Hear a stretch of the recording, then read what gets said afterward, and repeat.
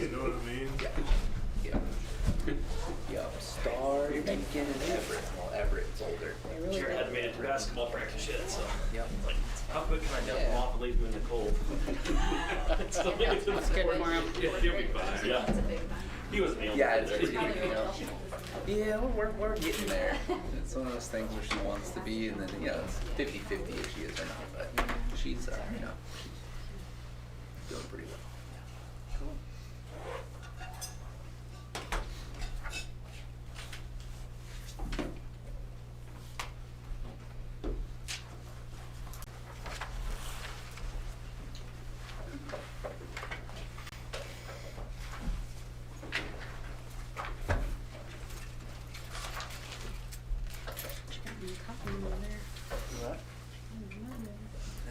Just some tea. Bring some caffeine to get through the meeting.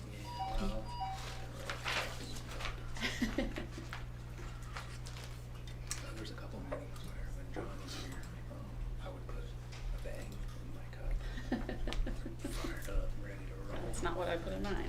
I'm just kidding. I gave that up because I don't sleep those nights.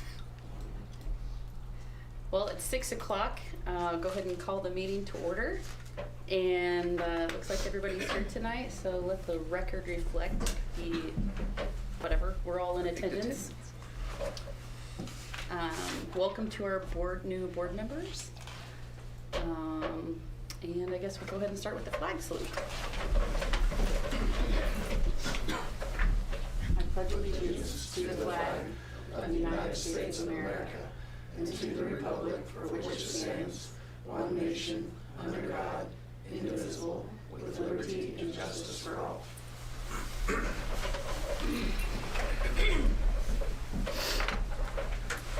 Okay.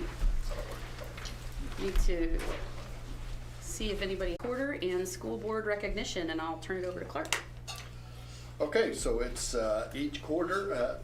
If you're unfamiliar with this, we've started this program years ago, and we have a plaque up here that kind of keeps track of everyone who's won the Impact Award and Employee of the Year. You see we're missing a couple because they're being engraved currently. But it is time to recognize our second quarter Impact Award winner for this school year. And so we have that person in attendance. I'd like to share a little bit of information about him. So Riley King, if you don't know Riley, he is our middle school, high school vocal music director. And Riley is in his fourth year with us here. So I've got some nomination information to share. Mr. King is passionate about meeting the Haven choral ensembles where they are and encourage them to grow as musicians, but more importantly as people. He is excellent at explaining difficult musical concepts to the choirs, communicating clear through both words and conducting gestures, and inspiring the students to give their very best. His adoration for music is obvious, and every day he seeks to pass that love of music on to the kids in his choirs. Riley has an innate sense for when a student is struggling and having a bad day, and he always asks if they're doing okay. He offers a listening ear, a place for students to chill, and a place and advice if that's what is needed. So that was kind of the characteristics of the nomination, and then a little bit on impact. Mr. King is driven to create a culture of positivity within the Haven Choir program.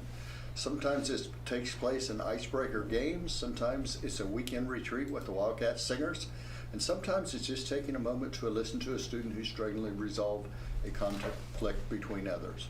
The result of these efforts is a choir program that feels home, like home. This is a godsend for all students, but for those for whom it isn't home, that home is in the choir program is absolutely essential. Mr. King also oversees the teaching as a career class, which is a new addition that gives students who plan to become teachers a glimpse into the teaching profession. He is a perfect person to teach this class, as students are enjoying the class and learning a great deal. Mr. King also leads the Haven High School Student Council.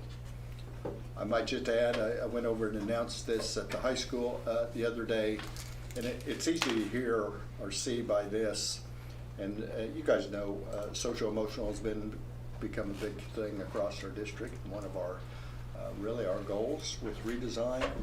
And so I like to use the term connections, and that's what I've heard in this nomination and witness is it's all about connections for Mr. King and his class and finding that way to connect with students, and we know that has to happen prior to them learning, so I commend him for that.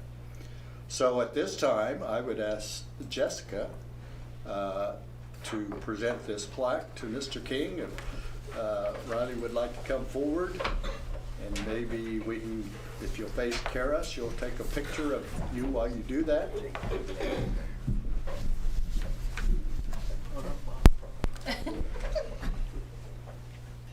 Thank you. Mm-hmm. Congratulations. Thank you. Thank you for your service to our school and our district, and appreciate your love for music. I'm not very good at it, but I'm glad there are people like you who are so talented. Thank you. And we usually ask you to Yeah, speak if that's you'd what like. I've been told. I don't know which direction to face. Whichever you like. I'll face this way, or I don't know. We'll make it work. But I mean, I think that all the words that Mr. Weedle said really kind of sum up the way I approach teaching. I think it has to start with recognizing that the students are humans and young adults, and that they have emotional and social needs that frankly come before their educational needs in a lot of ways. So it really is just about building that community, and I think in a choir especially there has to be a community of trust and understanding. I always tell my kids the number one rule is you don't have to be friends, but you do have to get along, and that's what I really shoot for in my classroom. I will just mention, because as Mr. Weedle said, I am STU co-sponsor right now, but I had a lot of people reading the board agenda on Friday that were like, Riley, I was looking at resignations and I saw your name. It's for STU co-sponsor. But I do think, I think it's important, and like I'm in grad school right now and all of these things, and I've realized that as a professional, it's important to realize when you stretch yourself too thin and when you need to step back from something. So I've really enjoyed doing STUCO, but I think if I'm going to continue teaching at the level that apparently my colleagues have noticed I am, I had to let something go. So thank you for this. Sorry, you'll have to find a new STUCO sponsor. One last thing, Riley, and typically we have a board member that's one of our Education Foundation members. We don't have one currently, but we will as we leave tonight. And so I'm acting on behalf of the Education Foundation. They also support this program with a financial gift. So I want to present that to you as well, and that you join me there.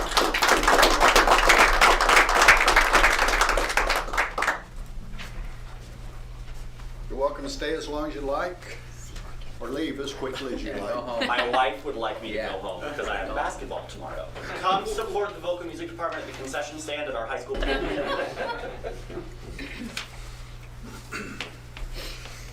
Secondly, welcome new school board members. January happens to be School Board Appreciation Month, so you come in your first meeting and you get a big thank you. So we have a couple of things at your table there. One, if you haven't seen this T-shirt, that's kind of our new T-shirt this year that we bought for everyone across the district. We haven't typically always done that for board members, but this year it seemed to kind of flow with the theme a little bit. I hope you've seen that hashtag around, because we've made a concerted effort to make sure it is around. And then we have a certificate. You know, I find it interesting. I don't want everybody to know you're a school board member, but we're hoping now is not that time. So that's just a chance for you to share and post that, put that on your desk or wherever you might use it, but let people know that you're serving your community. I would just go on behalf, really speaking on behalf of our staff, of our district office, that we certainly appreciate you giving of your time to serve in this way. And we're excited about kind of feels like a new school board somewhat. So thanks for all you do, and especially you new. Yeah, it was quick. Is this where we point or where we touch our own? Nose goes. I'll also make a nomination for Chris Powell. I would second that. So really, they're just nominations at this point. So we'll take an official vote. So that's where we get the motion in the second, so. We currently have 2 people that have been nominated, so. That's sufficient. I make a motion that nomination cease. Okay. It's been moved to cease nominations, or a second to cease the nominations. Paul, all in favor for ceasing nominations? Do we have to do that? Probably? Not really. Not really? No. Okay, Okay. sorry. Fine. And then we will go ahead and call for a motion to vote for the board president. There's 2 nominations, Chris Powell and myself. I guess before we vote, do this? we ought to make sure both are willing to accept that We role. hear a speech. I'm kidding. So, willingness to accept? I'm willing. I am also willing. I would put it out there that I know that further in this part of the agenda we'll be appointing negotiators. And I did say that I wouldn't do both, but I am willing to be a negotiator, but I don't want to do both. So, I'll let that sink in for you.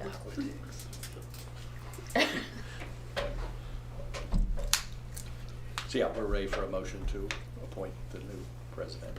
Okay, so I guess we'll call for a motion to appoint a new president. So whoever would like to make the fun job of choosing that. Neither of us are going to be mad. No, that's fine. I move to vote in Chris as the board president. You make that motion? Okay, Ryan makes the motion to appoint Chris as the president, and is there a second? Second. Daniel, all in favor of appointing Chris as the president? Raise your right hand. And all opposed, same sign. And are you abstaining or not decided yet? Well, Did I do move too quickly? if you're not comfortable in doing it, then I would happily withdraw my nomination that I gave for you. Okay, But if that's what if you're not really wanting it, I should have called you earlier and asked, and had a visit with you. that's okay. So, I think it's, but if you're not comfortable, then I guess, Same way. Yeah. okay. I thought the same thing, and just to make sure we're all on the same I did page. too. I was like, yeah, Jessica should probably do it. And then through conversation, we kind of landed on. Then- So now what? How many votes did we get there? Well, Well, we I got had 3. 5, and Okay. you didn't, and Ken didn't, right? So Raise your hand. 5 votes, the motion would pass. Well, Okay. I'll go ahead with Chris. I mean, if we need that to where it makes it, No, it's a done deal. Okay. Good. yeah. 5-0. okay. So motion carries 5-0. Okay. Do you have what you need to know? Sure. 2 abstain. I'm writing right now. Okay. All right, same thing for vice president, so we'll call for nominations for vice president position. Jessica. I nominate Jessica. Any other nominations? I am willing to accept, so we'll go ahead and call for a motion to appoint myself as the vice president. So I need a motion for that. Ken, second. Ryan, all in favor, raise your right hand, and motion carries 7-0. All right. So at this time, I get to pass the fake gavel over to Chris. Good times. Yeah. Congratulations. Thank you. I wasn't going to do it if I didn't have you as my vice president. So. All right, got your back, man. All right. Well, with that, we're going to continue moving forward here with our consent agenda and continue moving forward with appointing the rest of our positions that need to be filled. And the first one here under item 7 is a representative to RCEC. So do we have anyone we'd like to appoint, willing to? I'll just kind of help us through that. So Sure. really, we just have blanks to fill there. So you're going to vote to approve the consent agenda at the end. So we're not gonna take official action until the end of that. So typically what we say is, who's willing to serve those roles? And then if nobody says anything, then we'll get back into asking, suggesting, nominating. Are you wanting to do it? I would probably like to step in. I've done it for 3 years now. So I'd like to probably step back from it, but In case you're wondering about RCEC, it's typically the Monday prior to our board meeting, the first Monday of the month. They have theirs in Hutchinson. Short meetings though, right? I think the quickest we've been in and out of there is 7 minutes. Wow. But a lot of times it's 15 to 20. Have they ever zoomed anybody in? Oh, yeah. I'd be willing. Okay. We don't want Darby, to take it away from Audrey. anybody. Ryan's really thinking about it. No. I wouldn't travel all the time. I do it maybe a little more now. I'm pretty good on time. That 7-minute meeting sounded appealing. Yeah. I was gonna let you do. Not make eye contact. Not make eye contact with, right? It's very good group to work. I saw you. I was reading your name and then I look up to see who he's asking. All right, and then, so we have Darby recommended for that, willing to do it. That's a big thing. And so now we need board negotiators, which sounds like we've said we have one who's willing. Do we have another person willing to be a negotiator?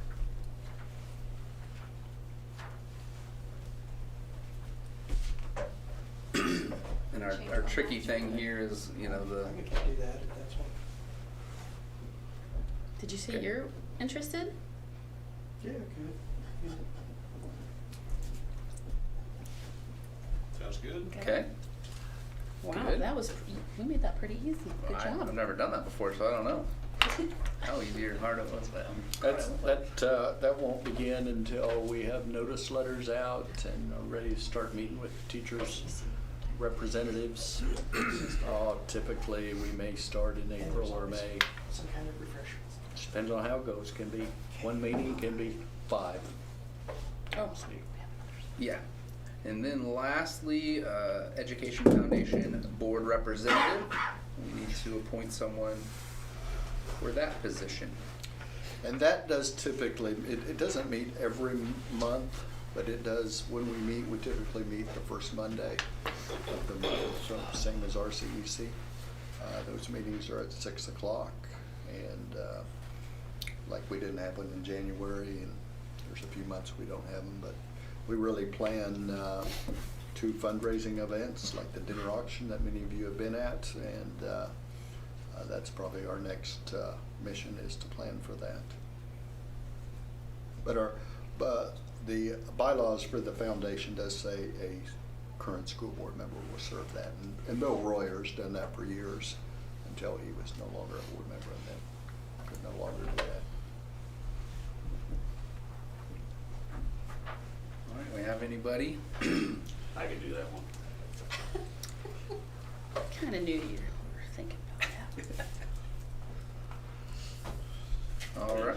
Well, it looks like we have, yeah. That really works out well, because if you're not at the meeting, we just hire you to do something. Perfect. That'll be just fine. That's even better. He's also got a good auctioneer voice. Yeah. Yeah.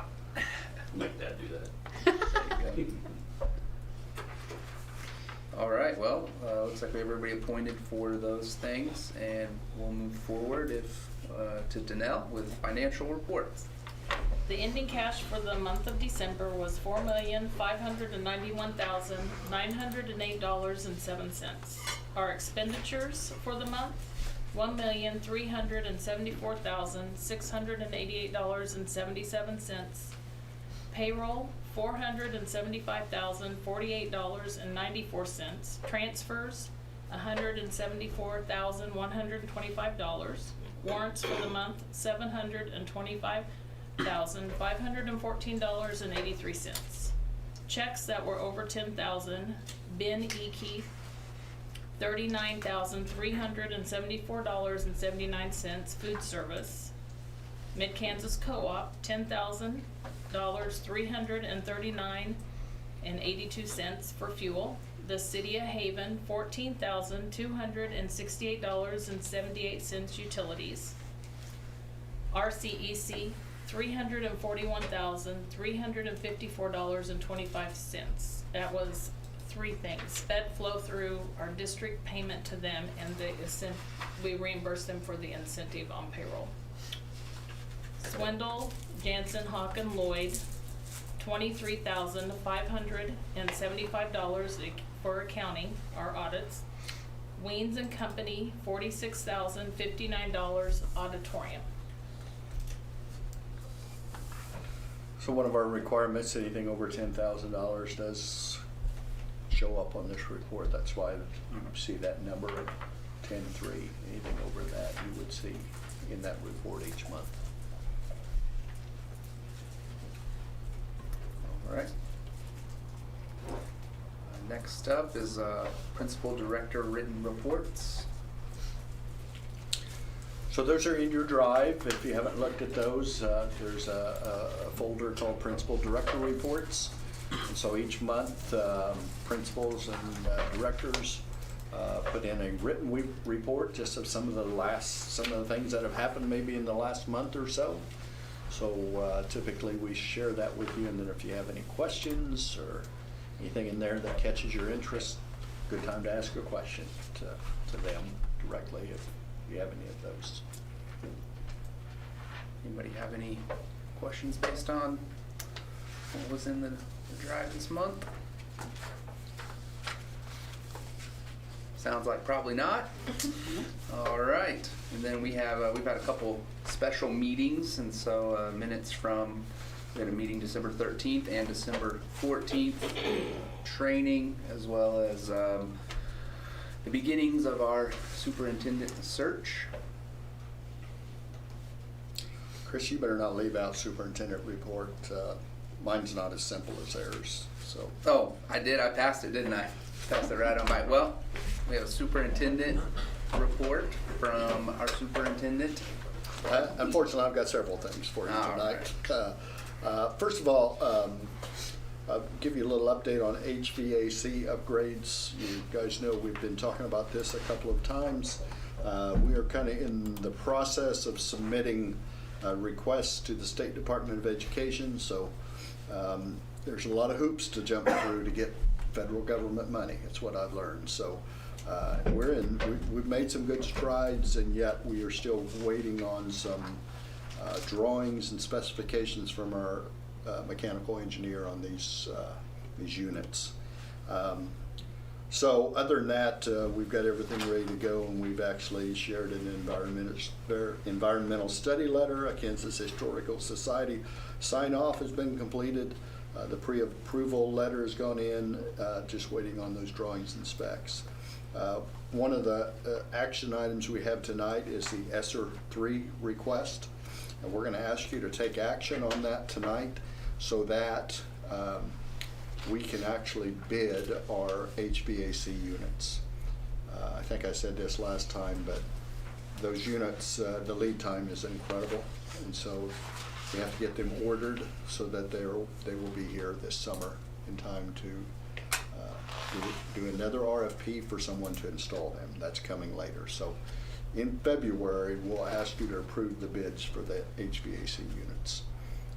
They want us to spend about $700,000, and we have budgeted $500,000 out of ESSER. So we'll see whether we approve them all or whether we want to do some amount of our capital outlay budget. But that's why that one's kind of important. That's why we're asking you later in the meeting to approve the ESSER 3 requests. We've talked a little bit about staffing. Just wanted to share probably the one that we want to act on the quickest. Probably in February, we're going to ask you to consider increasing our language arts staffing at the high school by half a position. You ask, how do we do that? Part of that is we have a Haven Virtual Academy, and so we have met with that staff member to see whether they would increase from half to full-time. They're not interested in that, so probably in February we're going to ask for your approval to hire that position and make it a full-time position. And then that'll be half virtual and half at our high school, and that'll kind of solve our enrollment problem at the high school. Transportation consideration. As you know, this has been going on for a while. I'm going to give you guys a document here.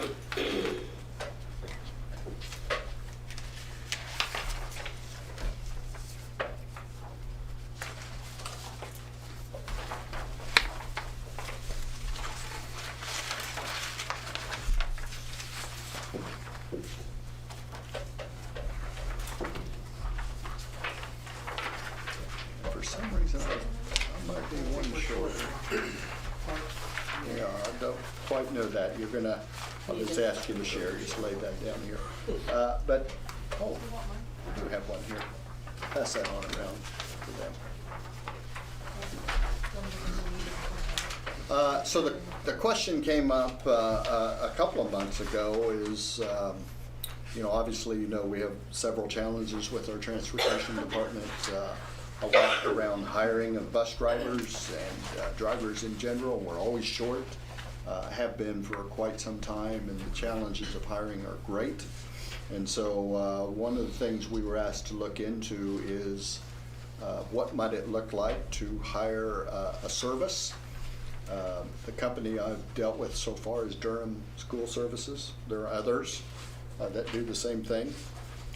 And so this document that I've shared with you shows you a couple of things. First of all, there's the first two kind of dark sheets have graphs on them. One is related to if we keep all of our own buses. So that cost is, nobody wants to give us a good firm dollar amount until we totally bid it. And so you can see the range from low of $430,000 all the way up to $683,000. And that's with us maintaining ownership of the buses. The second sheet is for the contractor, which in this case would be Durham School Services, for them to own the buses. And of course, in either way, they would be running our transportation department. So all the employees would become theirs. In the second one, all the vehicles would become theirs. Now you get into how does that transition happen? The vehicles are now ours, and so I would say their recommendation is we would keep the vehicles. So they're going with they're suggesting the first sheet that we would maintain ownership of the vehicles. What I like about it is we'd never buy new ones. So if it was time to buy a new one, it would be purchased by, that's how you would transition to them being in charge of or owning the vehicles. It would, as you can imagine, take a lot of years. As we phased them out, they would come off of our list, and new ones bought, they would be on their list. So a very broad range of dollar amounts there. And yet I was afraid it was going to be like $1 million, so I was surprised it was a little bit less. Probably the last sheet is probably the best page to look at because it gives you real numbers, and you can kind of see what we turned into them. And so our current deal shows us having 14 regular routes. Now these are buses, and then 3 sped routes that we run on a daily basis. Probably in a perfect world, that would be 1 or 2 more. If we really had the amount of people that we would like to have. And so you can see there really are the same dollars, but I would probably refer to you one that says all district bus price points, and that dollar amount, if you look at that, would be at the high end would be $683,000. In visiting with this gentleman who put this quote together for us, he just said, it's a bit of a moving target right now because costs are increasing. So he says, I would suggest you consider that maybe the lowest dollar amount, because he says, in my world, if you put it out for bid, created an RFP, put it out for bid, it's actually going to be higher than that. But I thought this, as he used the term, this is a ballpark. of what that might cost. So if we decided we truly wanted to bid this, the next step would be I'd get back with them, they would kind of work with us, we'd create an RFP, request for a proposal.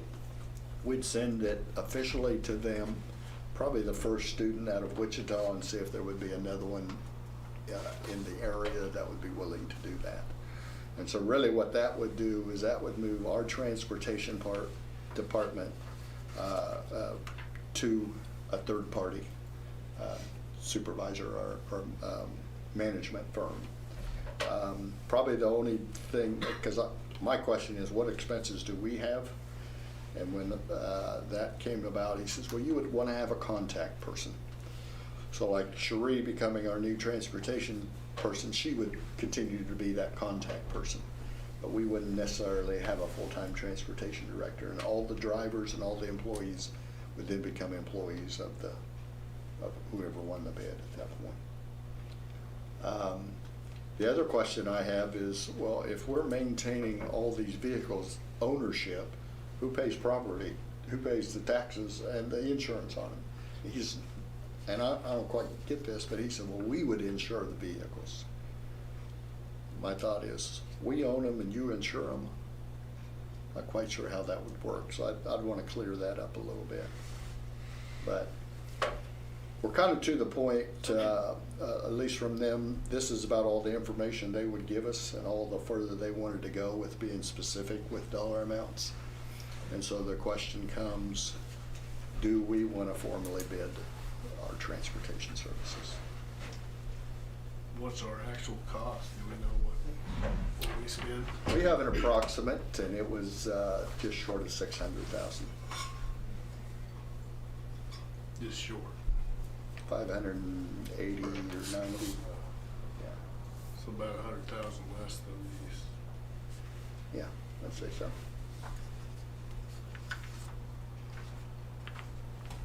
Well, it's better than I thought it would be, actually. So they deal with subs if there's not a bus driver and Mhm. all those headaches? You know, I asked the guy a few questions, and I said, I'd like to know what you know about across the country, school districts. How many of them have their own, and how many have a service? And he said it's about 1/3 contracted out, and about 2/3 run their own. I said, is it all based around larger urban areas that contract it out? And he says, oh, you'd be surprised. He says, we have several smaller districts that we manage their transportation for them. But the answer was yes, majority of them are larger school districts. I asked this, what is the #1 reason we would want to contract our transportation services out? And my answer to that is because of the headaches, and I think he gave me the same answer. You get out of the management of transportation and you stick to education. Because that's why a lot of people do it. And secondly, he says, if there are challenges to be experienced, they're no longer your challenges. So that kind of goes back to that headache deal, in my opinion. He did say a couple of things. He said, I'll be honest with you,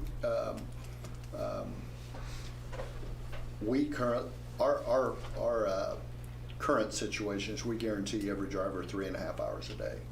And he says we currently guarantee them all 4 hours a day. So that could be an increased cost. And he says, I'm gonna just be honest with you, your wages are lower than what we're used to paying. I think we might have known that. So he says that could cause that to go up a little bit, because we're gonna probably pay your drivers more based on more guaranteed time and more per hour rate.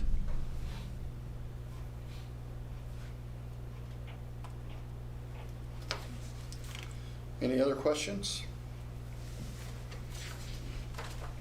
Okay, is this the all-district bus price point? Is that with us retaining ownership? And then the upper one is them taking ownership? Yeah, all district buses is us maintaining ownership.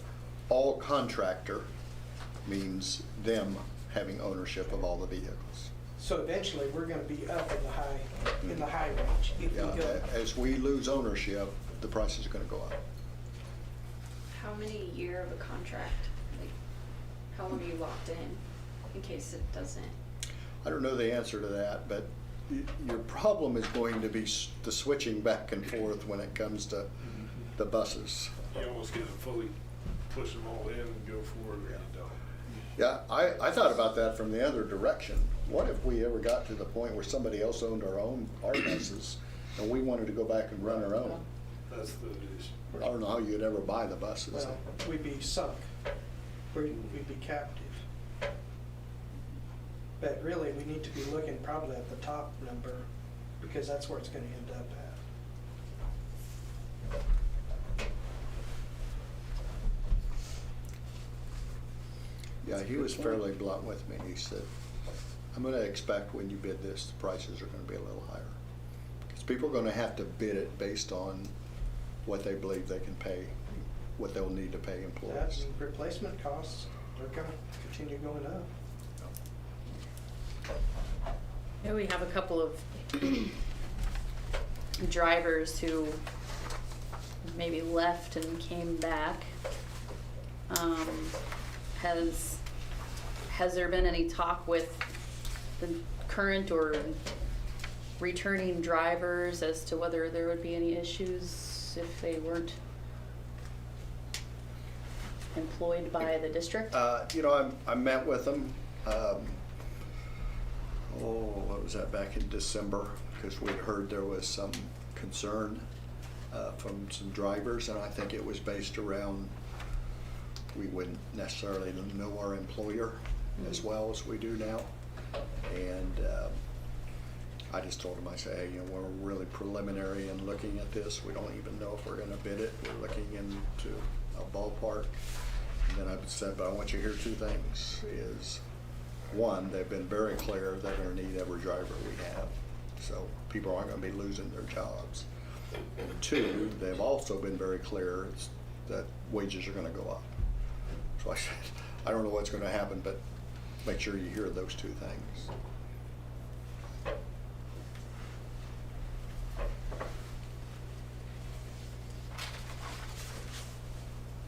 What kind of license do our drivers have? Do they carry CDLs or most of them Class A or B?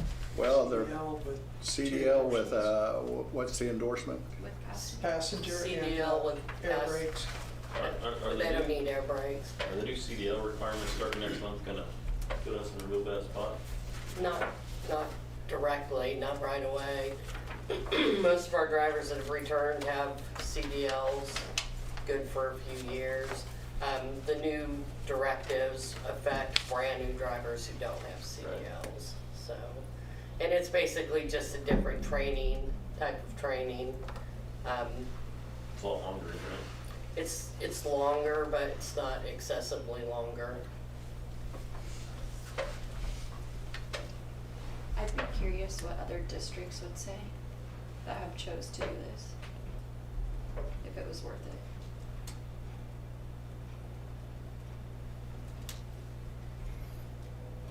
Want to sit on it a while? What's your recommendation? Or do you have one, neutral?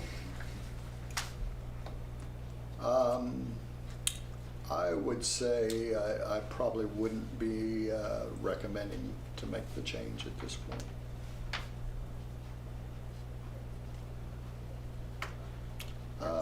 And maybe it's a sentimental side of things, is these are kind of our people, you know, our employees. I think they feel that way.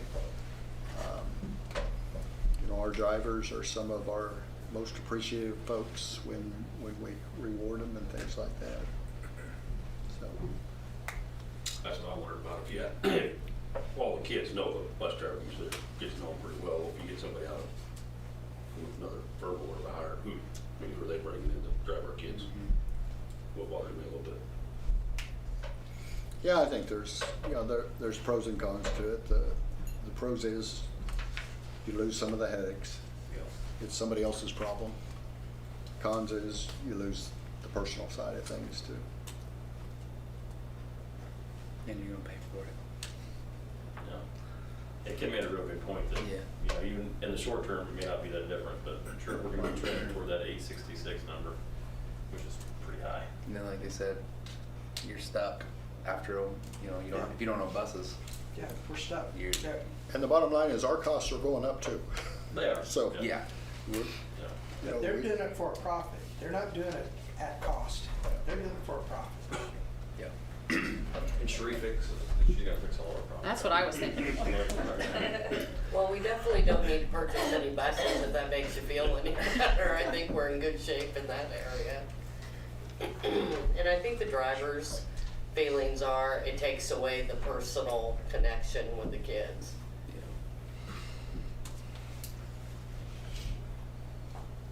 All right. I do have one more item. Oh, okay. Sorry. No, you're okay. Last item, a popular one, COVID update. In your drive, I placed a document called COVID updates. And I just wanted to touch base with you on that a little bit. So I sent you maybe an update last week, and it talked about the CDC recommendation of shortening the quarantine time. And so I've kind of really asked our nursing staff to put that in kind of our own language. So down on the bottom of that document where it says USD 312, this is an interesting one, and you guys that have been through this for a while know this, is varying opinions of our people that are supposed to be telling us what we can and can't do. So Kansas Department of Health and Environment, they don't believe these new guidelines are acceptable for schools. CDC recommends them, and our local health department recommends them. In case you're wondering what our back-to-school COVID plan says, it says we'll follow Reno County Health Department guidelines when it comes to quarantine. So for saying that, we are kind of suggesting to you, unless you really don't have to take official action on this, because our back-to-school plan says we'll follow the health department. So as you can see, we are ready to reduce our quarantine time. So if you're a close contact, you'll get into potentially our testing protocol or a 5-day quarantine.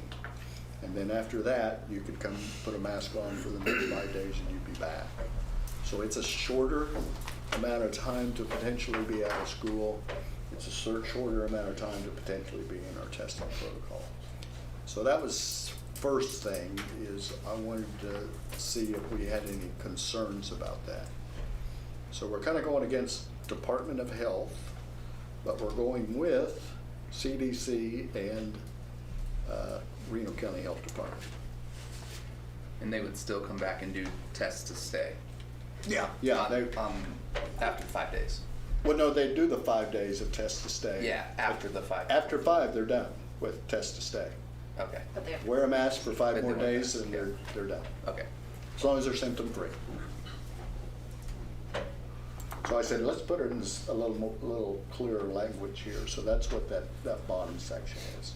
The top section really just talked about what came out from the health department based on the CDC. We're good with that? No issues there? Like I said, we don't have to change our back to school plan because it says we'll follow the health department. All right, second part is the top part. I just want to have a little conversation with you on this and make sure I want to be on the same page with the school board. We have had one time already where our cases went sky high and we had to go remote in a building.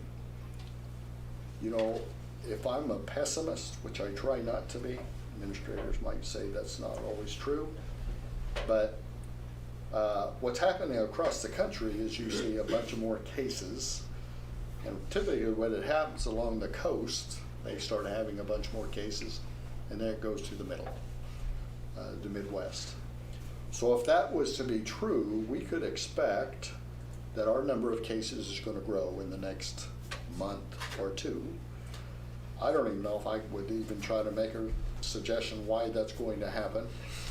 I'm not getting in politics anymore. But I just wanted to say, you know, when we made the decision to go remote at Haven Grade School, it was becoming pretty clear to us we needed to do something different. And I'll just give you some of the reasons that why. One was because of our testing. Our in-house testing was going through the roof. And our people that were doing it were totally stressed out. So we had just tested 80 kids the day before, and we knew that next day it was going to be more. We couldn't hardly do that with the staff we had. I was there with them and looked in their eyes, and I said, "Oh gosh, they're fried. They're done." And then we had a grade school principal who was, as I told her, I said, "Do I need to talk you off the ledge here?" Because she was beside herself. Because when your numbers in one building go from 10 to 22 to 35 in 3 days, you're growing exponentially, and it's getting out of control. And the staff start to get a little worked up about it, and even parents start getting worked up about it when your numbers begin to grow like that. So you see there in number 3, I talked about 10%. You know, at Haven Grade that time, we were at 10%. You really can't go by a percentage, because out at Yoder for 10%, that's 4 kids. We're probably not gonna go remote at Yoder with 4 kids out. So I don't think it's a percentage number. I wish I could give you a black and white, here's when we need to go remote. But that is really difficult to do. And so I tried to just list some things. One is staff cases could make a big difference of that. As you probably hear, we don't have near as many subs as we used to have. So if we would have, you know, 6 or 8 staff cases in almost any of our buildings, we probably couldn't function, because we probably wouldn't have enough subs to cover that. The second part, and I mentioned it earlier, was our testing protocols. Can we handle testing as many kids as either would be, and they probably talking about close contacts. You know, if we get to where we're having to test 100 kids, and I would say that was effective when we went remote at the grade school, because we were up in the 80s, and it was going to be more the next day. But all of a sudden, for 5 days, 5 school days, we weren't in school.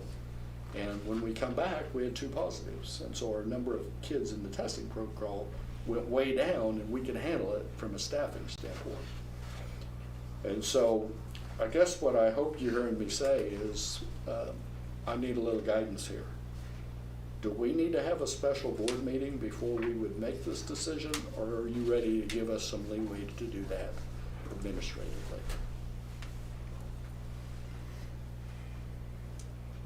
And I don't mind having special board meetings. I mean, I like them. And you new guys don't even know about them yet, so you'll think they're great.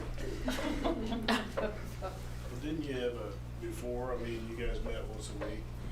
We did. Yeah, we had, back in that day, we had a board member on there. Right. Is that still a possibility, doing something like that again, or is that too soon to do that, or? You know, back then, we were tallying number of cases from Reno County and our own cases and things like that. I would say, would we do that? Obviously, we probably would. We'd probably do that internally with our building administrators, and ended up at Haven Grade. That's what we did. We called our 3 nurses, and Laurel and I got together and said, all right, is it time? Are we out of control here? Do we got to do something to get it under control? And we had that meeting, and pretty much everybody said we got to do something. And obviously, you know, I started calling you guys. But that's an option to do it that way. I know some boards might say, don't ever go remote without board approval. That's why I'm bringing that up. I'm trying to see into the future here. Yeah. Yes, I would lean to the fact that you guys are the ones dealing with it. I don't think that I should be tying your hands saying, well, you gotta tell me first before what you do. No, if it's out of hand, we need to do something and not necessarily sit around until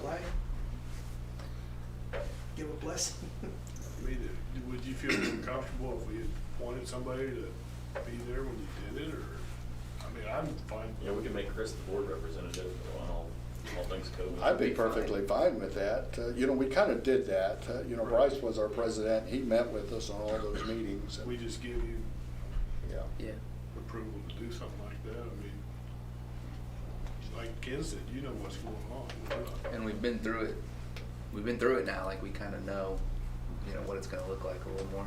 I don't know if you guys saw my quote in the paper, Clarion, when they talked about me leaving, but one of the things I said is, what COVID has made me realize is how important the school district is to families, the economy, business as we know it. I mean, it's vital. So we're not going to make these things, we're not going to make frivolous decisions here because we know it's vitally important. And obviously, you guys have a read of our community and our parents. I would say we have some on both sides, but we definitely have, in my opinion, the majority that wants kids to be in school. Almost at all costs. And yet, there's a limit to that, Well, in and my opinion. taking a week and slowing it down can result in more kids being in school more often than a kid being out this many days and that kid that many days. You know, you just shut it down for a week and then so it seems to me that it would result in. And it did more work school. that way when we did it Yeah. at Haven Grade. It was extremely effective. By the time we came back after, because it ended up being 7 days with the weekend in there. That's pretty important, you know, figure out how many days you really need and you make sure you got a weekend in there. But when we came back, our number of people that were going to testing was way down. Our number of kids that were on a quarantine because of being positive or being in close contact was way down. And all of a sudden, our numbers, even our testing numbers, went way down.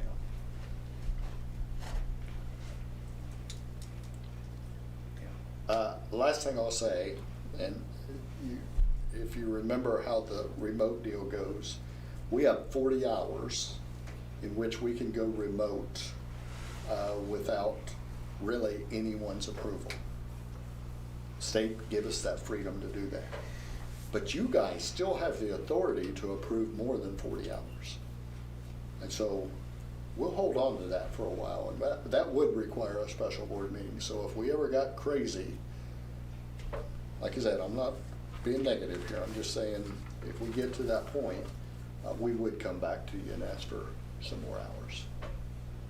But it seems like temporary remote is maybe better than lots of other things we could do. Okay, thank you. That is a long report, but. All right. Well, now we can move on to minutes from 2 meetings that we had, December 13th and December 14th. And those were, again, meetings about superintendent search, and then we also had a training in there as well.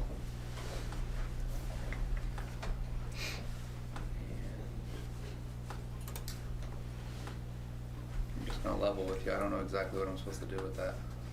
Just to see if there's, Anybody has any? people looked at it, if there's anything that Okay. you say that's not quite right, that's your Gotcha. chance to Just say. to double check it. We don't have to like go through it or anything. Good. All right. All good?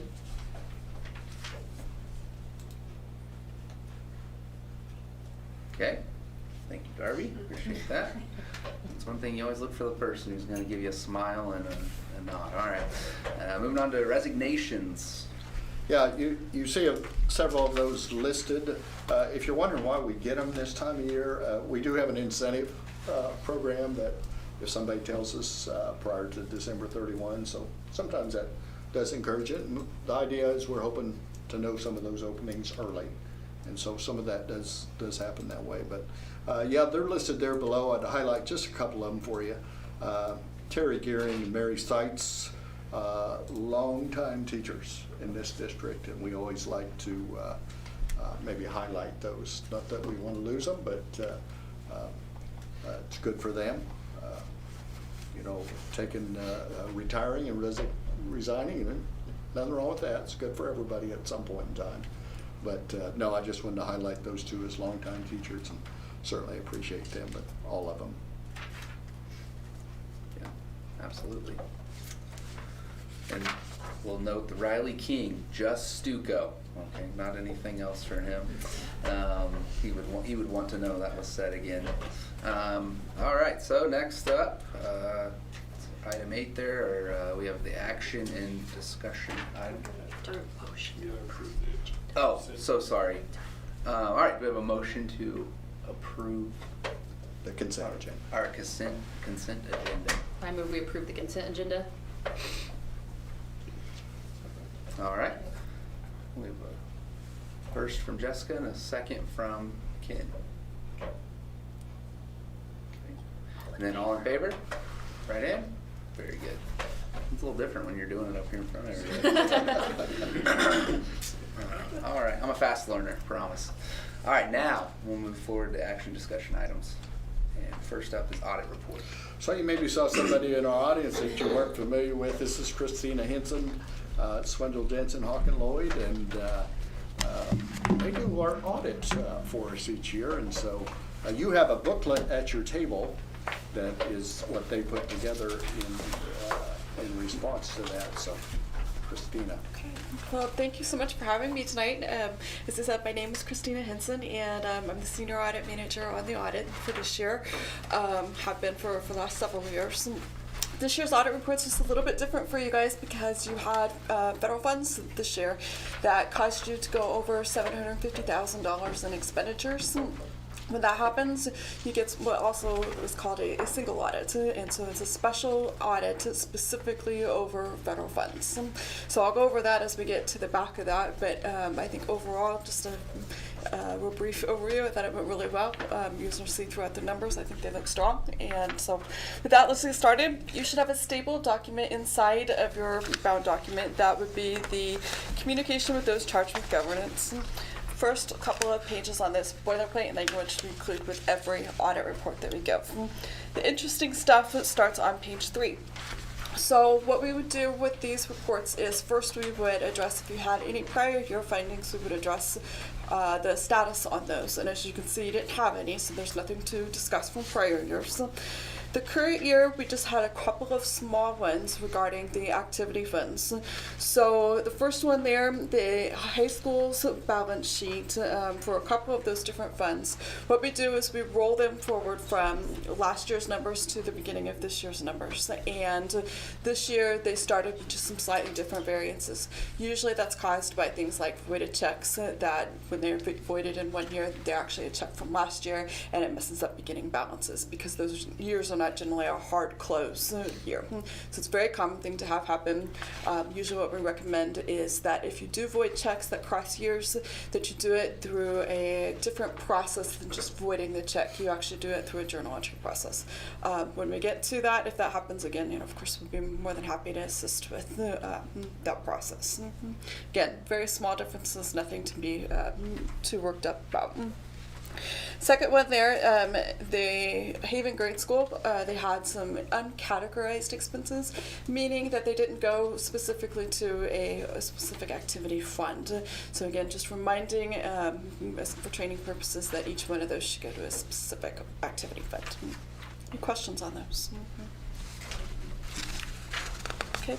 The rest of those pages have you have some graphs in the back for if you're a visual person.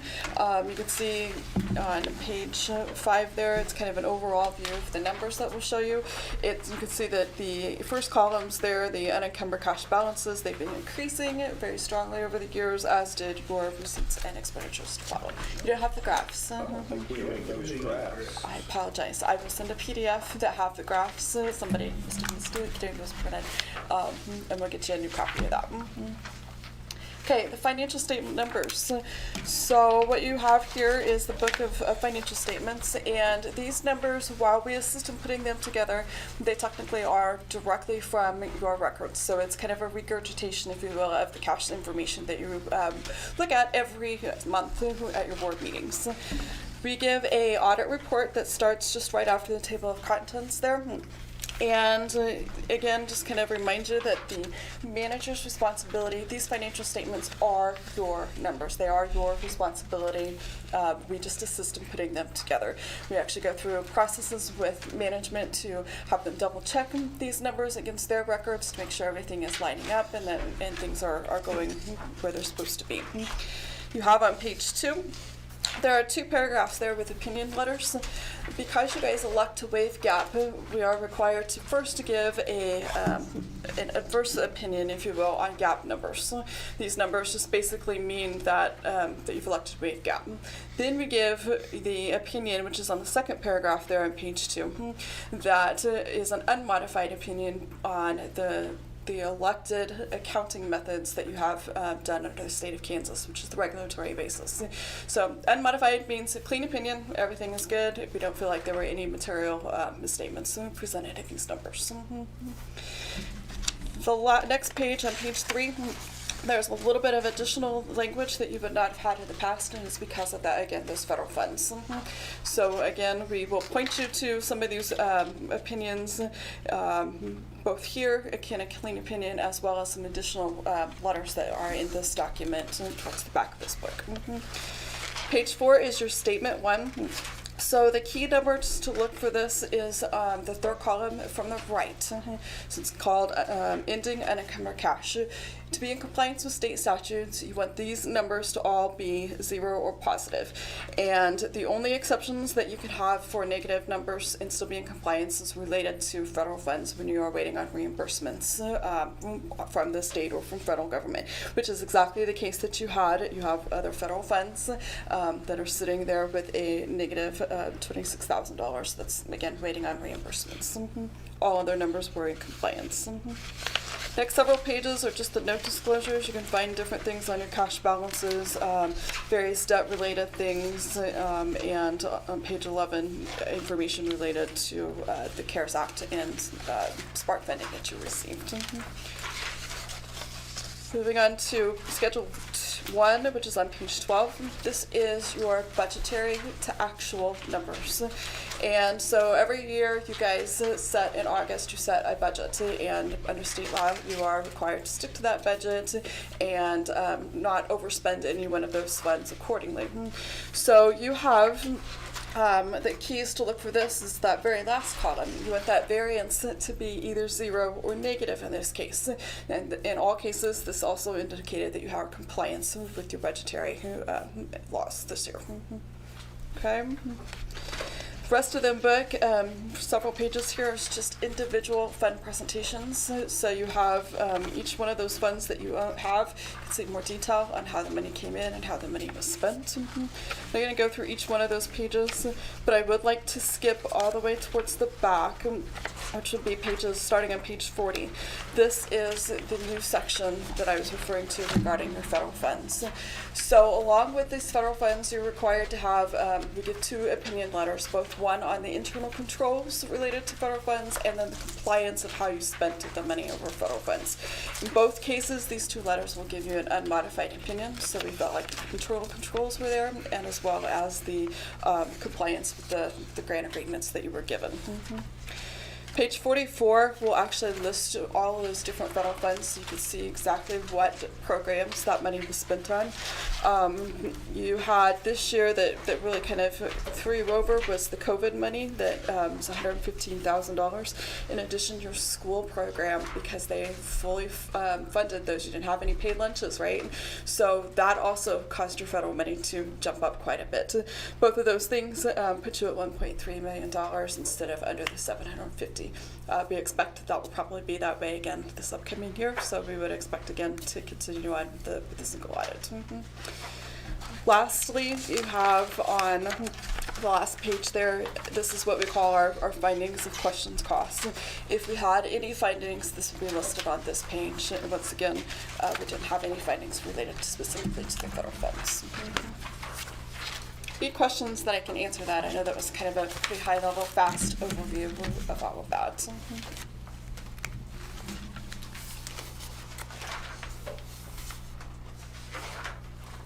Nobody at all?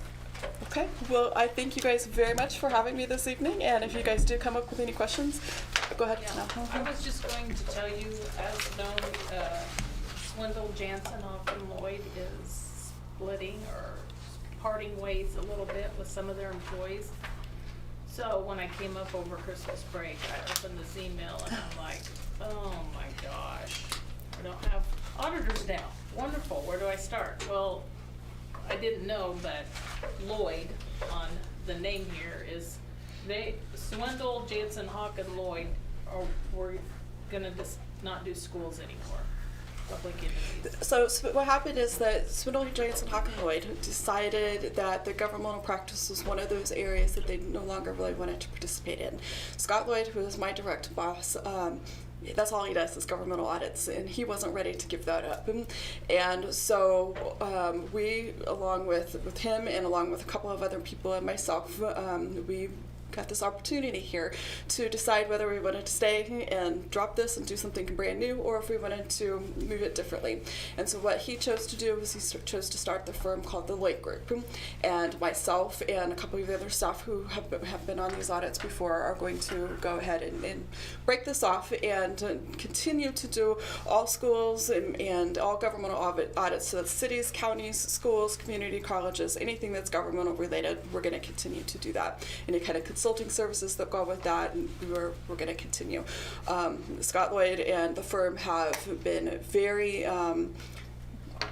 good about this whole thing. So they have agreed to basically change out his retirement for all those government clients and give us all the data as long as you guys consent to that, and just basically roll it forward nice and easy so that it's a seamless transition and you don't have to go through the hoops of trying to train someone new. In addition, as you'll talk about, I'm sure, with the contract, Scott has generously decided that as a thank you to all the clients that go with us, to keep the audit price for this next year and the 4 years after, so total 5 years, the very same for all 5 years as was your 6/30/21 audit. So you, in this time where you have a lot of inflationary prices and whatnot, this was kind of a little bit of a risk on his end, but it is definitely a way to say thank you to the clients. So so we're really excited about it. It's a virtual firm. He is going to have a address in Galvin, so it's still local. And I still live in Hutchinson, so I'm still right here, able to come. We'll be on site like we always have, and nothing really changes except for the letterhead, truly, and maybe how you email us the documents. So. Any questions I can answer on that? Because I know that's a little bit new as well. Already Good. signed up, guys. Awesome. Didn't take long Perfect. at all. Like, where do we sign? All right, well, thank you very much. Okay, thank you guys. Have a great evening. Thanks for We're going this. to take action to approve the audit Oh, report. okay. All right, we'd like to take action to approve the audit report. Anyone willing to? I'll make a motion to First, approve there you the go. audit report. And second? All in favor? Right hand. All right, now we will move on. Looks like Clark's ready. KASB policy update, first reading.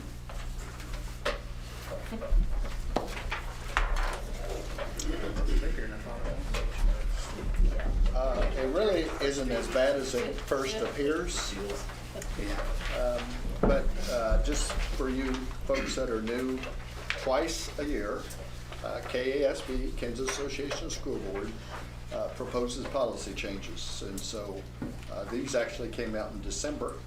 And we're going to, typically when we take these into consideration, we do it over 2 meetings. So the first meeting is for you to get a handout that says, here's the changes you're going to vote on in February. And then in February, we take action to do so. So I'm going to spend just a little bit of time, briefly, covering what these might say to you. Probably the best one to look at is this sheet, because it kind of outlines what's changing with the policy. Obviously, you can always go back to it because the policy is behind it, and in red, then it shows what the change is. So they're really pretty clear, but I'll give you just a little bit of update on this. So first one is DJE purchasing. And you can see I even highlighted it. School employees are not allowed to purchase personal items from vendors using district accounts. So an example of that would be Amazon. Obviously, we have lots of Amazon accounts. It's not unusual for a school district to buy things from Amazon, but that would make it to where, like, I couldn't use the school district's Amazon account to go buy something for myself. And so that's really what that's saying. Another example I wrote down would be maybe our Walmart card. So typically if somebody comes and gets our Walmart card, just for school purchases. Seems like a natural thing, but it's officially a written policy in the way it's stated there. Next one is child abuse, GAAD. And you can see, if you look to the back of that, it's really the same policy.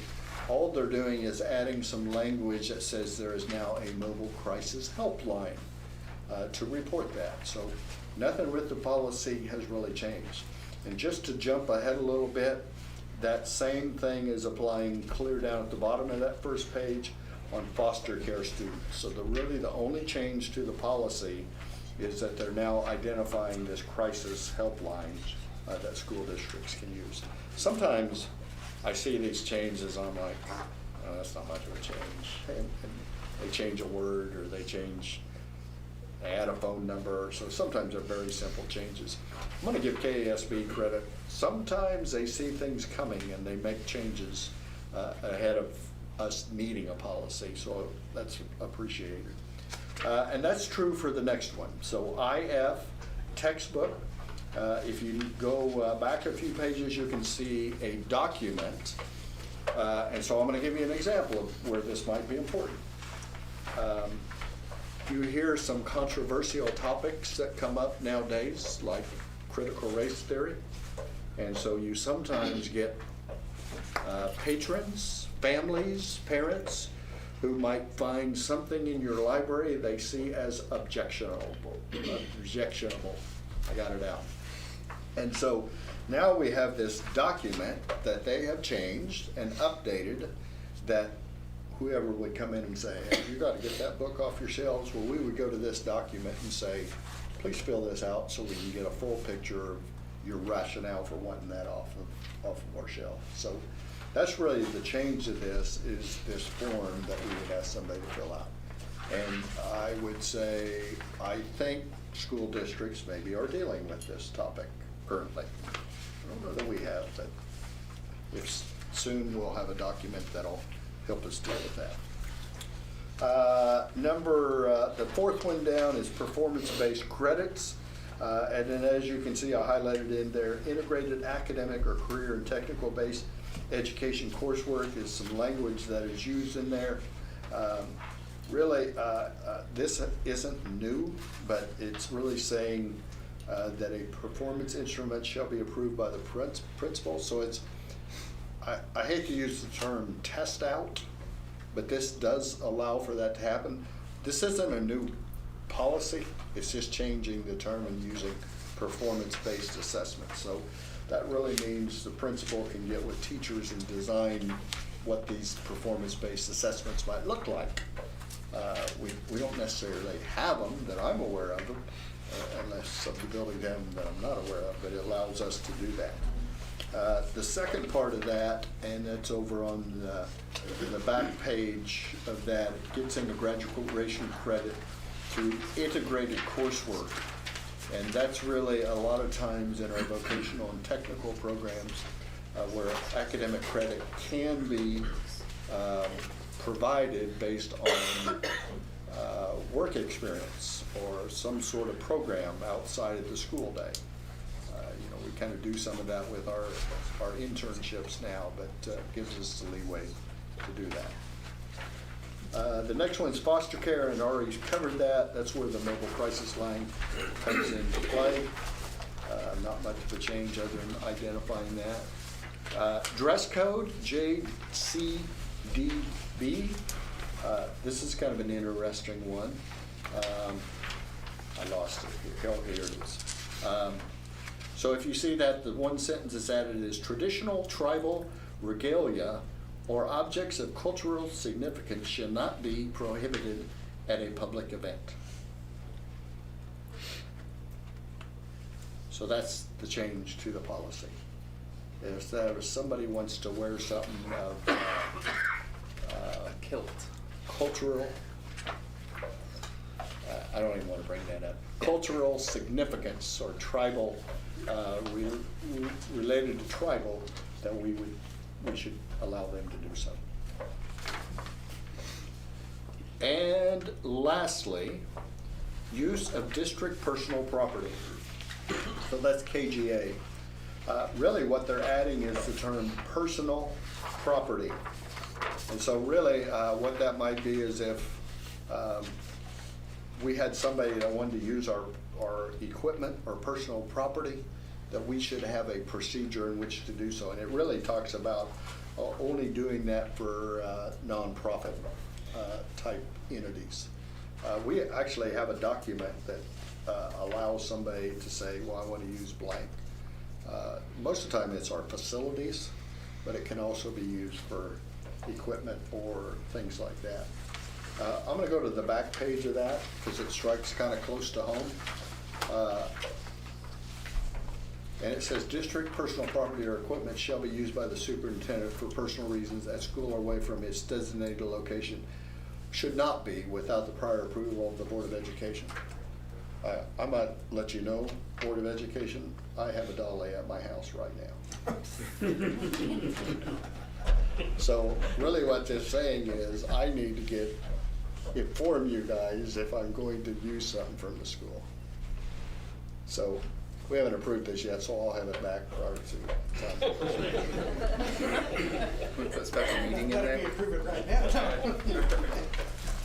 So, sometimes, and there are reasons that KASB puts some of these things in here. There are reasons, I'm gonna just tell you that, and I might know of some of those reasons. So, that's kind of the first look. It's a first reading. We're not taking any action tonight. Plan to bring this back in February to the regular board meeting, and hopefully we'll take action to approve it. And you guys might, the reality is, if you wanted to come back and say, we don't really want that policy, you can do that.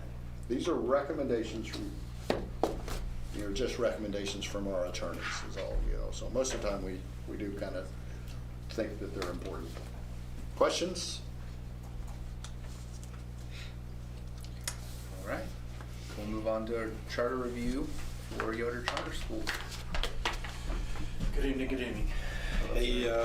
Give you an update here on our Yoder Charter and just kind of familiarize some of you with the charter. Ryan, I know you weren't at the last one, but charters are renewed every 5 years, and so Yoder's charter is up this year for renewal, and so we're going through that process right now. An update here this past month, this last week, I had a couple of stakeholder meetings. We discussed our current charter and talked about what's in it, what we want to keep, what we want to take out. And so had good conversation with some stakeholders, and I think the overwhelming consensus was we want to keep the traditional values that we kind of have in the current charter. So we'll look at somewhat mirroring some of what we have in there, and then also adding what we talked about last month. And so I'll give you a little recap on that too.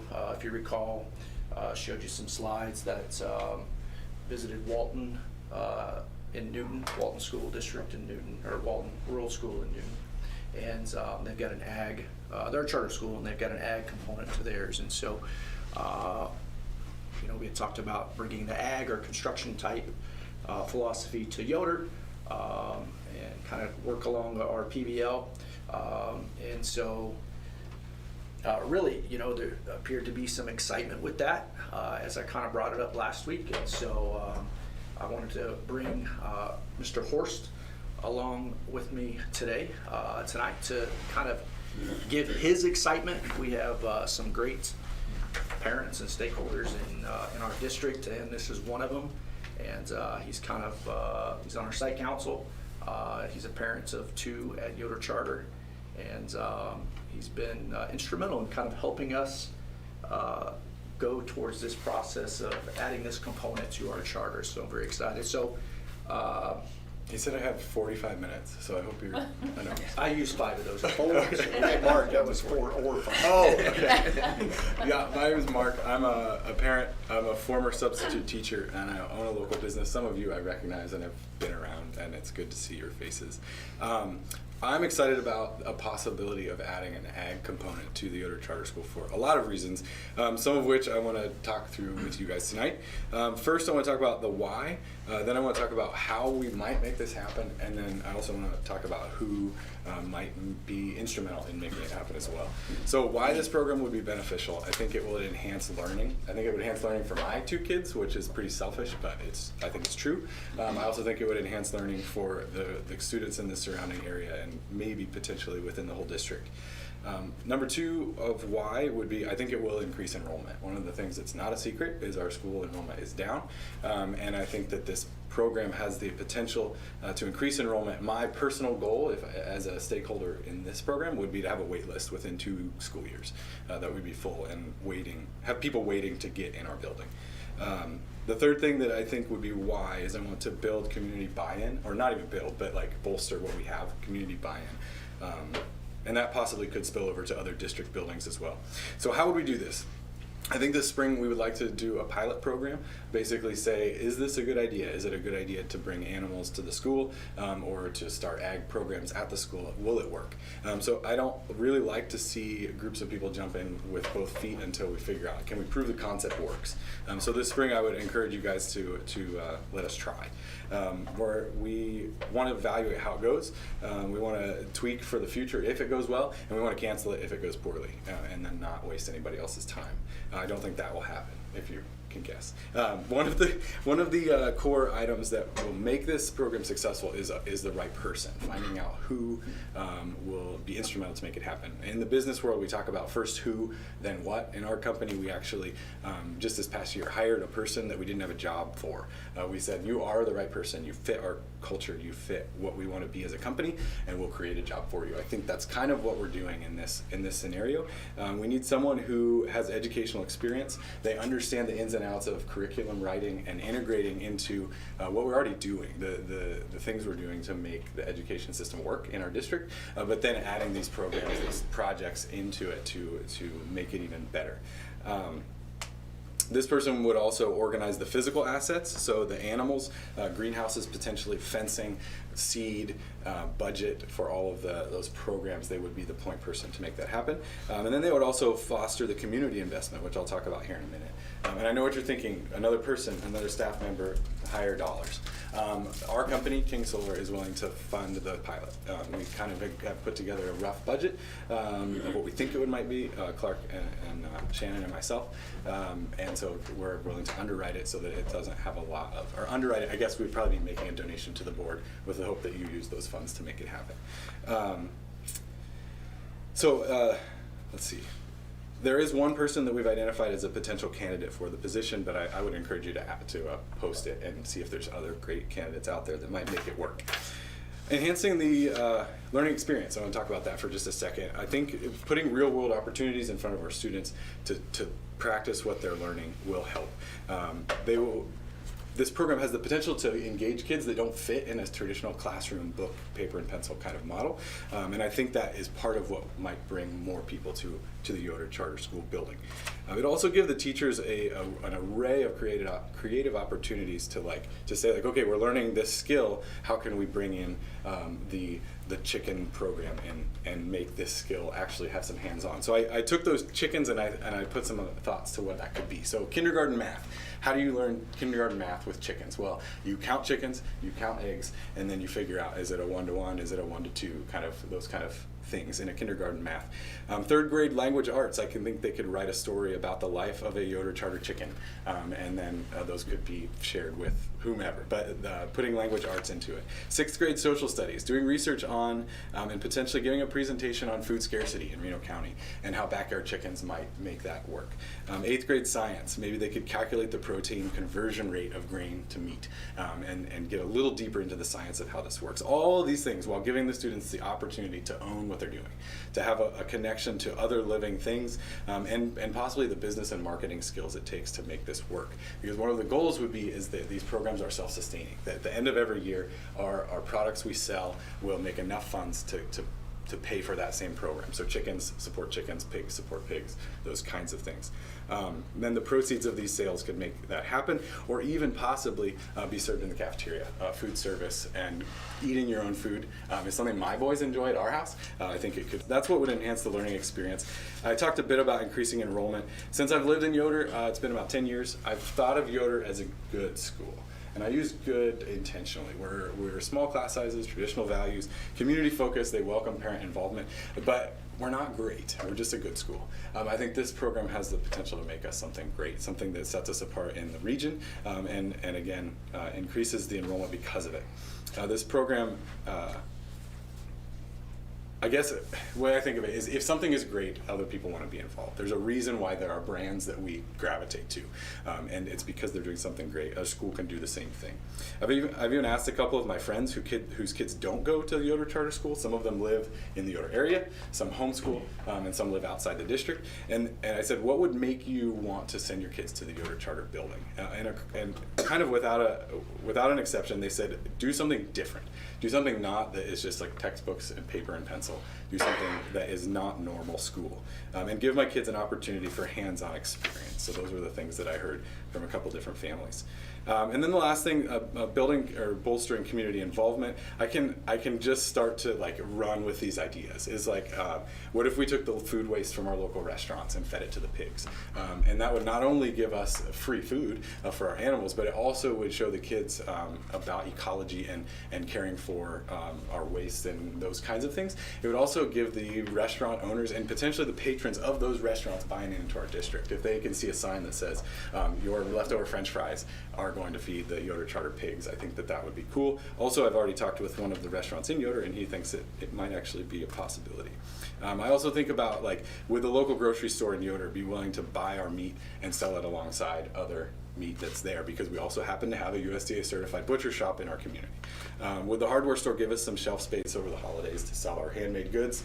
Would the feed mill trade student labor in exchange for reduced feed costs? Is there a local farmer who would donate their time to train proper animal care? Would a small scale grain producer be willing to show our kids how the combine works and maybe even plant a small food plot on our school property? It just goes on and on and on. There's so many cool things that I think would be good for this program. So I'm open to questions. I've thrown a ton of information at you. Thoughts? Yeah, and I'll just talk about, Mark had mentioned a point person. Sure. He and I have discussed, kind of as we would like to grow and start maybe a pilot operation here in the spring, relieving some stress off of staff and not adding more to their plate to kind of make this pilot work so that the future can grow as well. And so, as was stated, we went to Walton, visited with them. I contacted Blue STEM out in Leon, an elementary school that also has an ag program as well. They're not a charter school, but they kind of run the same type of philosophy, and they actually have an elementary ag person that kind of oversees, and the kids actually go to this elementary ag staff member as almost like a PE or music class. I mean, it's a special that they go to as well to kind of do some of this learning in conjunction with what's going on in the classroom. And so I'm sure Mr. Weed will kind of maybe elaborate more too on what we've discussed about, kind of this point person. But yeah, any kind of conversation or questions we'd be open to as far as, this pilot operation here this spring, and hopefully there's more excitement. How do we measure success? That's a great question. I think that's part of what we have to. We didn't want to get too far down the road before we got you guys' permission. And so measuring success would be in two ways. I think one would be we can ask teachers and students at the end of the pilot, was this worth your time? Was this something that was good? I think unfortunately we will have to go beyond the pilot to find out, does enrollment Does it get that goal? Because if I was in your seats, I would say like that's really my primary goal. And so I do know people that live in the Yoder area that don't send their kids. I'm gonna look at this side of the room. That don't send their kids to Yoder, and it's like, what would it take for the Kelly kids to be there? I don't know. That would be a marker of success if local kids would be like, oh yeah, well I'm coming because it's awesome and my friends talk about it. So I mean, it's certainly something to think about. Like, Yeah. how do you engage groups that aren't directly going to the school Sure. to evaluate them? Absolutely, it's Came back and difficult. said, yeah, I got 50 more students that are going to enroll next year. That's Yeah, certainly- absolutely. Well, I didn't want to start talking about it publicly in the community Yeah. until we knew it was an option. Once you say go try this, I'm going to be talking all over town about it. I'm going to be trying to get farmers to come and do their thing. The point person, I hope we find the right person and they make it work. But you're right. There's no quantifiable method that after the pilot will work. I think emotions are going to play a big part, and that will be reliant on the teachers, the administrators, and the students. Yeah, Daniel, I think really the beginning of it's going to be more narrative than quantitative, and so the hope would be that we talked about increasing enrollment, and this ties into our project-based learning kind of philosophy that we're writing into our charter already, as well. I would be curious too on the academic scores to see if it would be motivating, to see if those would change. Sure, and that's why I would say that it's really key that this right person have some academic background. Because if you put me in there, I'm all about the projects, but like I don't care about the academics. I'm not the right person. That's just, I'll just be honest. And so finding that right person will be key. Sure. We said Bluestem provided us a link to there's curriculum for elementary ag, how to integrate it into the classroom. I might say this, I did a little checking with KSB, and they can make a donation to the school district. It's just, hey, I'm making a donation. The school district accepts it. Most of the times they would advise you not to put strings attached to it, but from my standpoint, I'm perfectly fine with having that money go towards that. You guys could say the same thing, we're perfectly fine, but really what I told him is you're gonna make a donation to the school board. And then we're gonna really take it and manage it from that point. So, Shannon would be advertising and hiring the person. And that person really, all we're committing to is this spring. So after that, we don't quite know.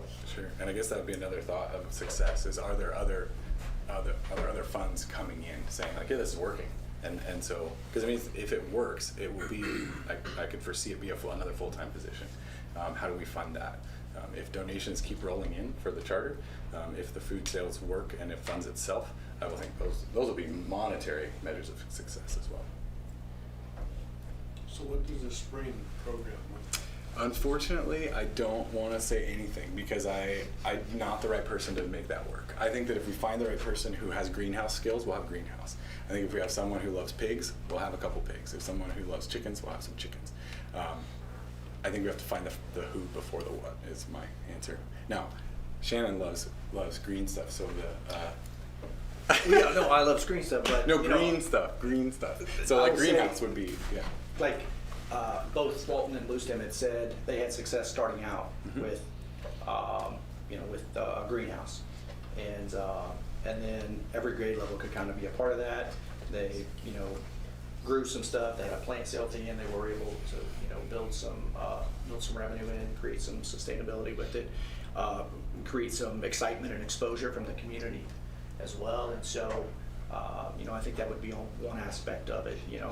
I've told my staff a few times we have a blank canvas out with our huge kind of out past the playground, and so by no means in August are we going to have a whole bunch of cattle pens and chicken coops and things like that. That's not realistic.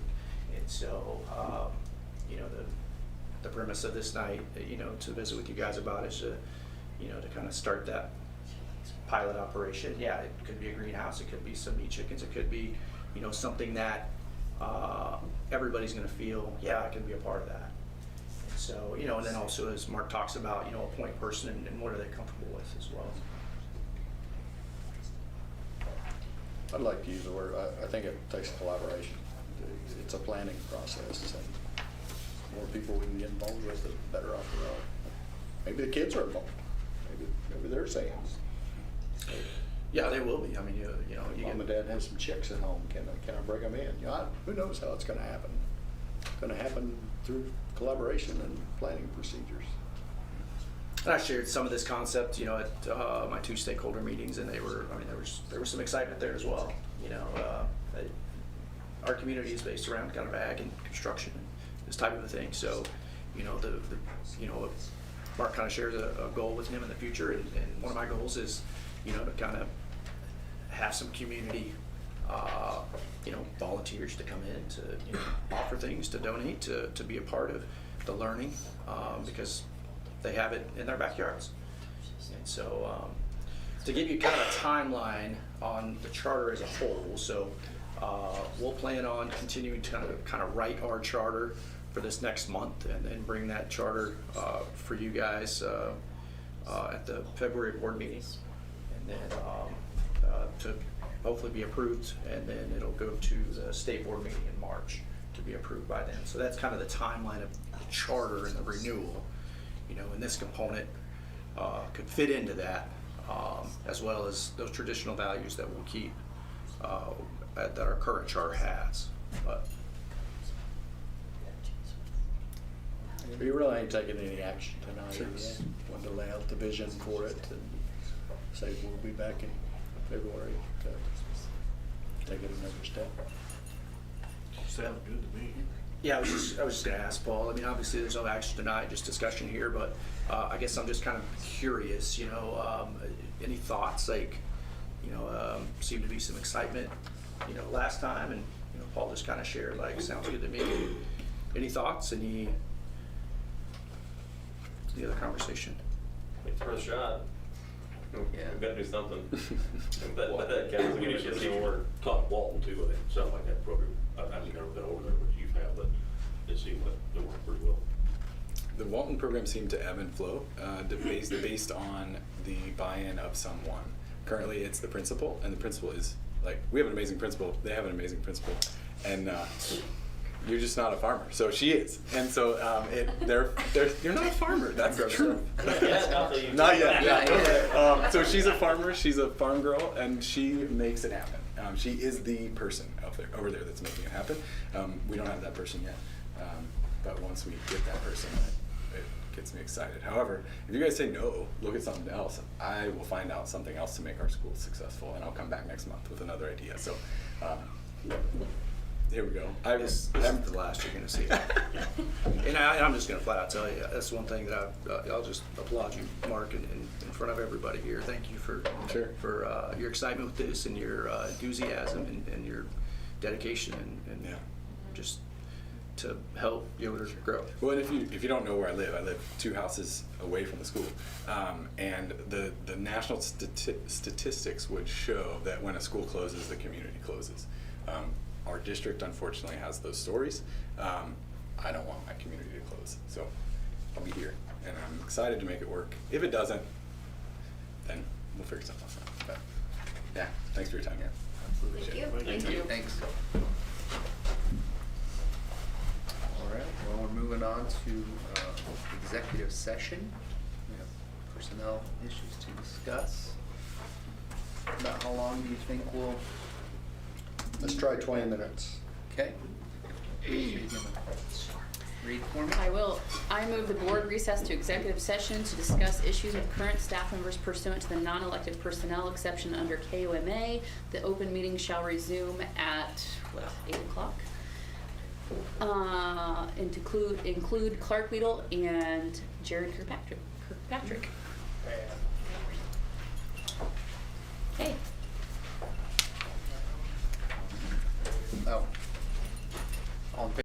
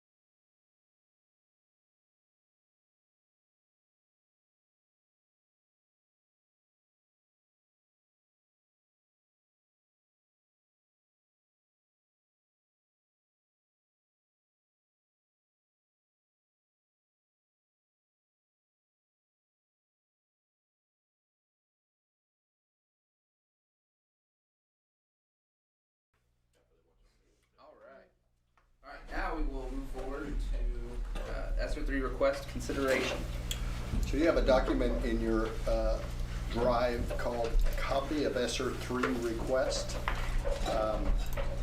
If you look down at the bottom, our total amount is a little over 1.1 million. And you can see that we're requesting 958,000.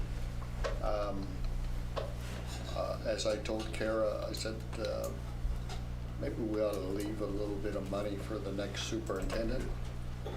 So that's kind of the idea, is not request it all at this point. Kara's put this together.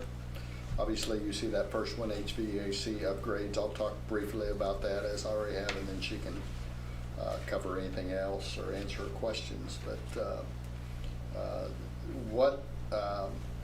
this is basis engineers that we're working with, mechanical engineering company. That's one of the requirements, is they come in and do an analysis of our air quality.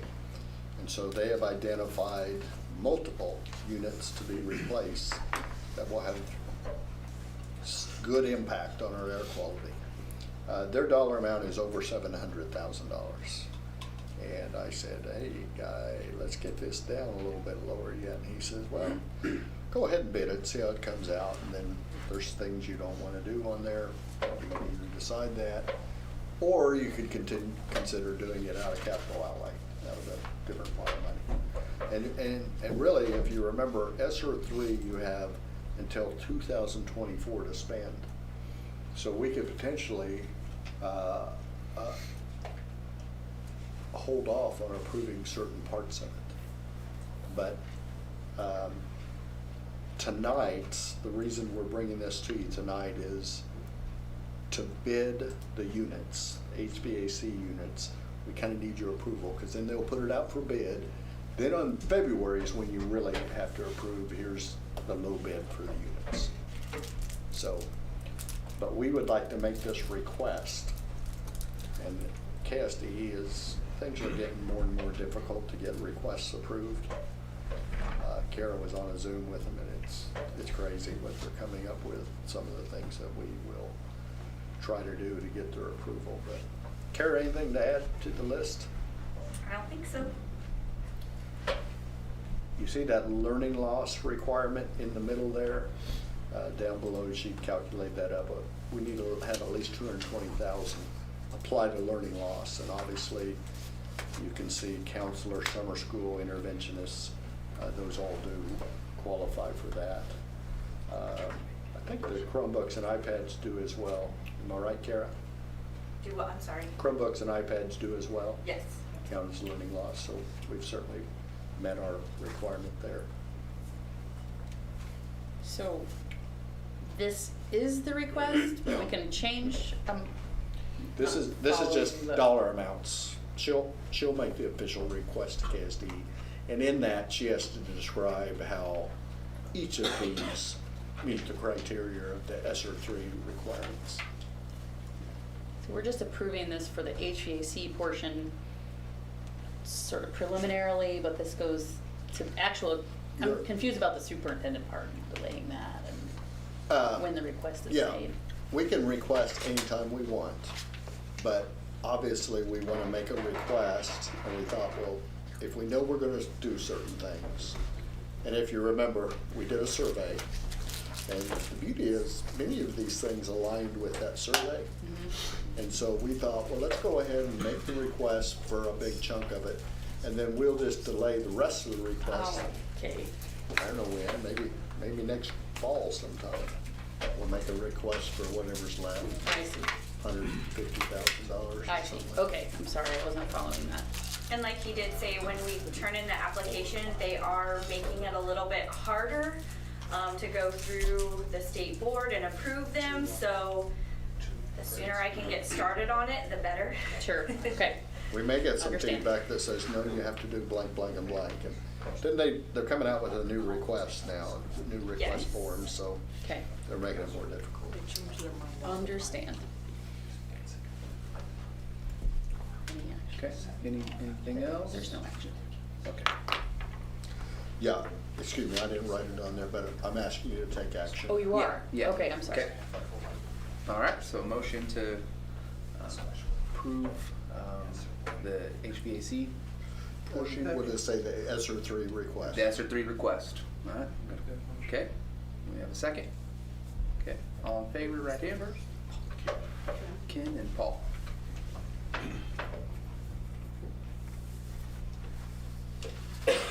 Okay. And last item here, approval of work agreements, contracts, and terminations.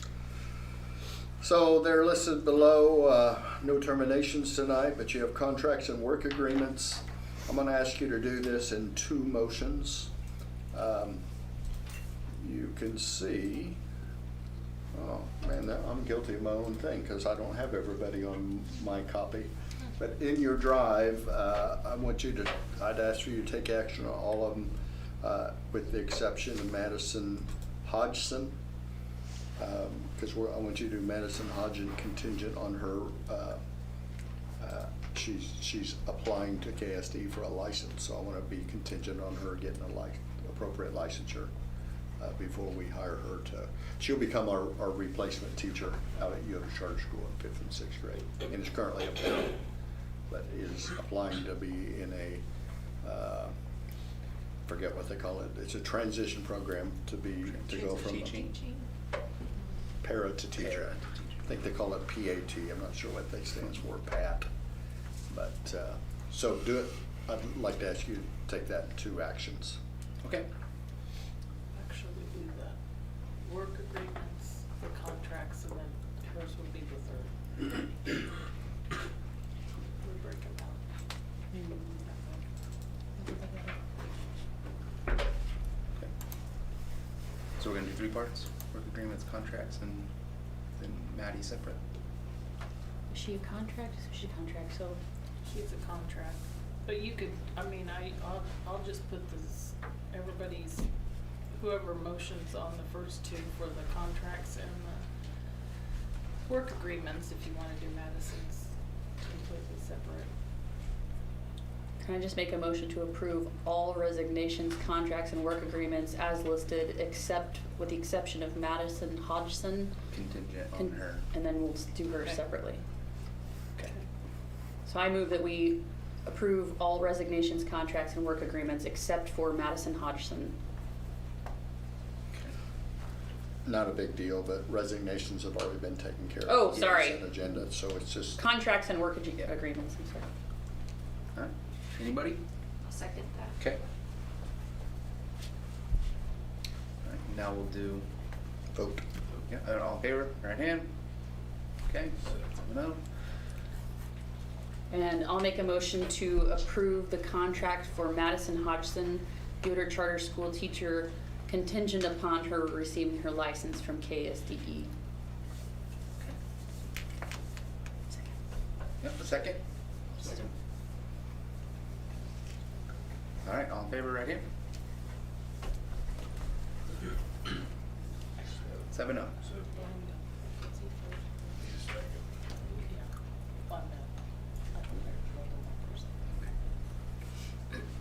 Okay, now I move to reports. Ken, do we have an RCEC report?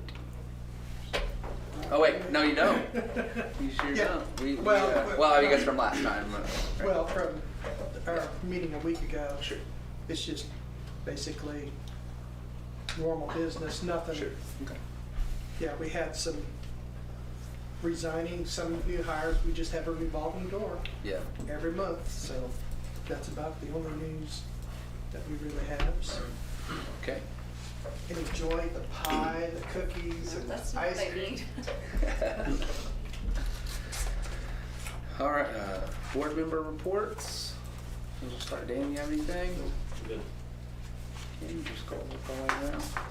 I did forget to go and ask something about what has happened with the one bus, the international bus that we were having so much trouble with. It's running again, is it not? We had it repaired, It's running. but we're not using it on a regular basis? We are not using it on a regular route right now. We're keeping it as a spare. Anything? Nothing. Okay. Well, thanks everyone for you know, we have new positions and new board, and looking forward to working with you guys, and we have more changes coming up, but, you know, I think if nothing else, we'll endure and we'll hang in there, and, I mean, I'm really excited about the group that we have, so looking forward to that. Let's go. Nothing. Got anything? Good. Good? Okay, and then we have a board clerk report. Yes. Well, first things, during spring break is the week of March 14th through the 18th. And our March board meeting is on the 14th. So, don't know if people have plans with families. Clerk wants us to move Or it. vacation. I did not say that. Unfortunately, I do have a potential challenge with that, planning a trip for spring break. More than me, all these people out here won't be working that week either, so. It'll be really short. We just move it up a week, or? No, we can't, because she won't be here. You have to move it down.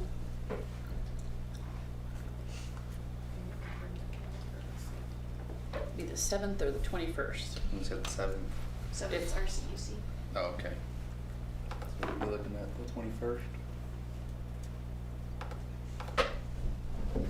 March.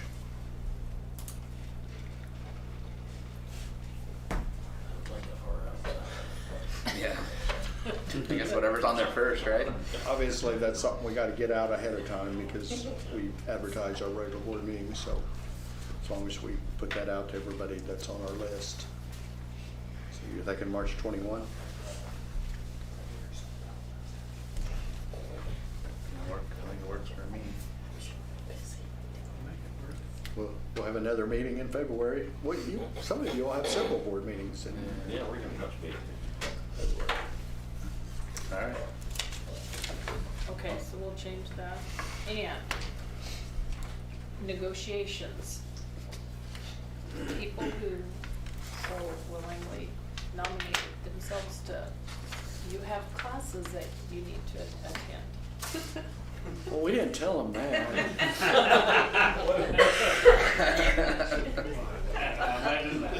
So, they have a workshop here that is on the 19th, but it's all day in Topeka, The 19th of when? January. I'm gonna be in Just- Florida. There you go. How about January 26th in the evening at Florida. Lyons? I won't be back from Florida till like the 3rd of February. All right. Can we do it in Zoom? I think we can do our own. You can do your own online. One year I went to the training and come back and trained them. It's kind of a requirement. Negotiators are supposed to go through a training. So there are some options available. You know, I wouldn't suggest going to an all-day deal. Most of them are 2 hours in the evenings. January 26th, one we usually go to, and When I cannot go on that night. Tomorrow morning. I was When gonna- you coming back? The 3rd. Jeez. That's the kind of vacations we all Yeah, aspire no to kidding. right there, but. Yeah. How much could we pay That's what I was just You wanna go on that mindset? Oh, we gotta do something with that money, And then I've always gone to the Lions. Lions. Or do you want She to can go go on. It's Lions? not gonna Let's be go to Lions. Okay. the beach. She can deal. train tomorrow. Okay. You're gonna come back with a glove. No, I'll be working on my father-in-law's place. Okay. That was it? That's all you got? Good? Well, I got, I thought you had several items. well, I already talked about the accountants. We got that done. We changed spring break, board meeting.